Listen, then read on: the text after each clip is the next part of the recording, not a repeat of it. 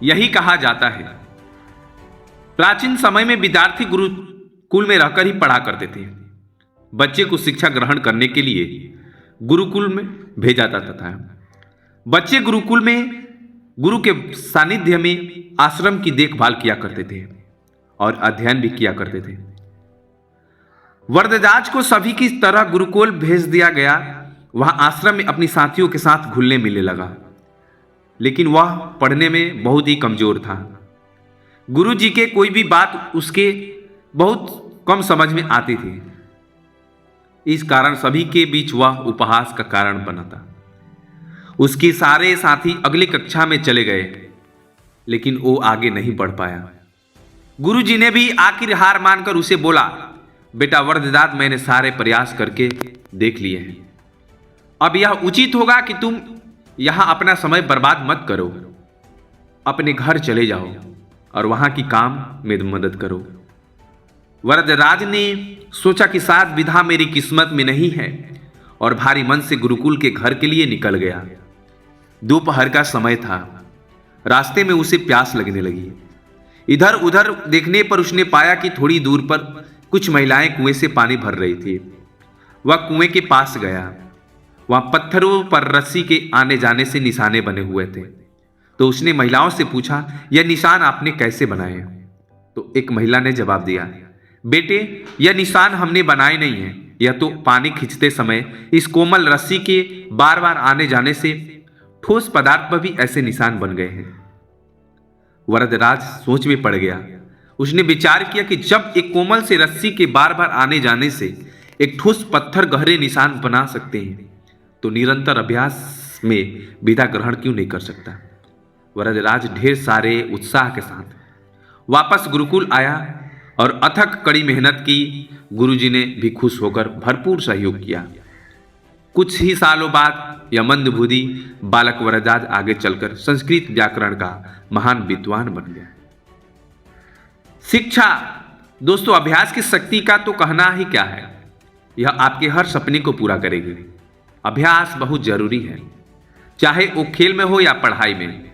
किसी और चीज में बिना अभ्यास के आप सफल नहीं हो सकते। अगर आप भी बिना अभ्यास के केवल किस्मत के भरोसे बैठे रहोगे, तो आखिर में आपको पछतावे के सिवा और कुछ हाथ नहीं लगेगा। इसलिए अभ्यास के साथ धैर्य, परिश्रम और लगन रखकर आप अपनी मंजिल की ओर पाने के लिए जुट जाइए। धन्यवाद दोस्तों, जो आपने हमारे इस इंपॉर्टेंट वीडियो को देखे और अपना समय को मेरे पास दिए। इसके लिए तहे दिल से धन्यवाद। आप खुश रहिए, आपका पूरा परिवार खुश रहे मेरे दोस्त। जीवन में हमें अक्सर अपनी गलतियां और बीते हुए कार्यों का पछतावा होता है।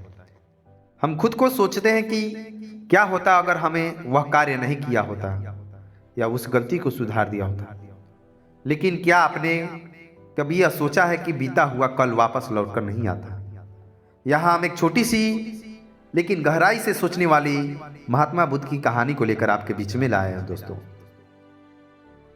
हमें अपनी भूलों को भूलकर आगे बढ़ना चाहिए। ये सोच के बारे में हम आपको ये कहानी सुनाने जा रहा हूं मेरे दोस्त। तो आप बने रहिए हमारी इस कहानी के लास्ट तक।